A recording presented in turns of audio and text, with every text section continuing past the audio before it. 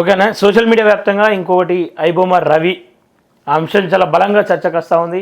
ఈ మధ్య కాలంలో సినిమాలు పైరసీ చేసిండని చెప్పేసి అరెస్ట్ చేసి మొత్తం సమస్య తెలంగాణ రాష్ట్రంలో వేరే సమస్యలు ఐబొమ్మ రవి సమస్య మాత్రమే ఉందన్నట్టు పోలీసులు కూడా వ్యవహరిస్తూ ఉన్నారు.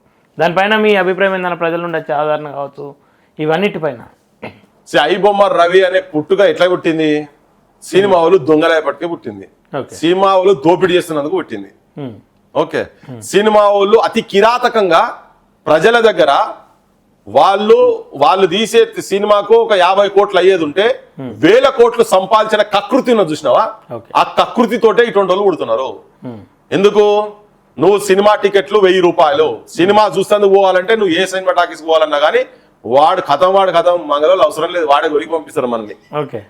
పాకెట్ ప్లేయర్లు పోతే వెనకట బస్సులలో పోతే పాకెట్ ప్లేయర్లు ఉండేది, జేబులు కొడతారని భయపడేది, జేబులో చేతి పడేది.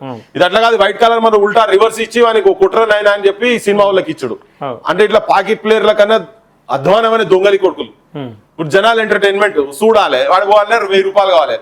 పుచ్చుకున్న గర్ల్ ఫ్రెండ్ పట్టుకపోయినాం అనుకో, గర్ల్ ఫ్రెండ్ పట్టకపోతే ఏం చేయాలి? కూల్ డ్రింకో బిల్ డ్రింకో పాప్కార్న్ లో చిప్స్ ఇవ్వాలి కదా, ఇవ్వకుంటే పచారు ఉండదు పాడై. ఇది ఏం చేయాలి? వాడు ఉన్నా లేకున్నా ఇతను నౌకరున్నా లేకున్నా బయట అప్పు తీసుకొచ్చి వాడు పెట్టాలి. ఇది ఎవరికి వస్తున్నాయి? ఆమె ఏం లేకుంటే మరి మా ఓన్ దగ్గర చక్కగా లేనట్టున్నది, పుచ్చుకున్న పెళ్లికి రిజెక్ట్ చేస్తుందని వీని పరిశాన్ వీనుకుంటది. కానీ 2 పైసలు ఏడికి పోతున్నాయి? సినిమా దగ్గర పోతున్నాయి, చిరంజీవి అసంటోన్ దగ్గర పోతున్నాయి, వెంకటేష్ గాని అసంటోన్ దగ్గర పోతున్నాయి, దిల్ రాజా గాని అసంటోన్ దగ్గర పోతున్నాయి, ఈ లంగనా కొడుకుల దగ్గర పోతున్నాయి.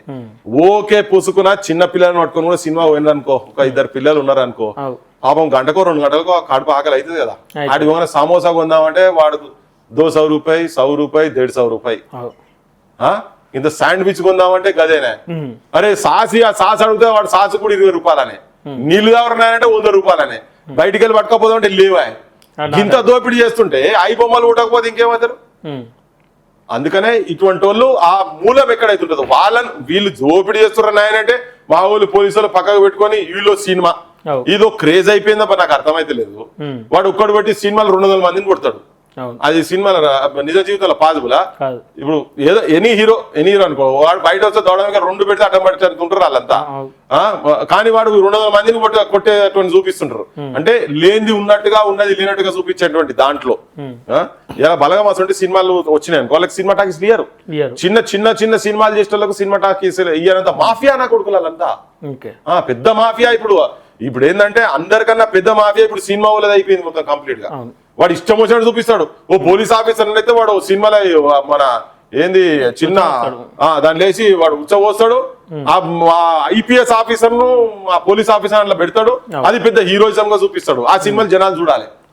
ఇది అంటే ఇట్లా చేసి దోపిడీ చేసి సంపాదించేటోళ్లను స్మగ్లింగ్ సినిమాలు కావచ్చు, అడ్డమైన సినిమాలు మొత్తం చూస్తే ఇప్పుడు వీళ్ళ దాంట్లో కూడా ఏమైతుంటాయి. ఇప్పుడు సినిమాలు ఇప్పుడు ఈ ప్రభుత్వం కూడా మేము ఏది వచ్చినా గానీ ప్రీమియర్ షోలు అని చెప్పి రాగానే మేము పైసలు పెంచేది లేదు అని అన్నారు. ఫస్ట్ 2 వారాలలో కొట్టిపారేస్తుండ్రు.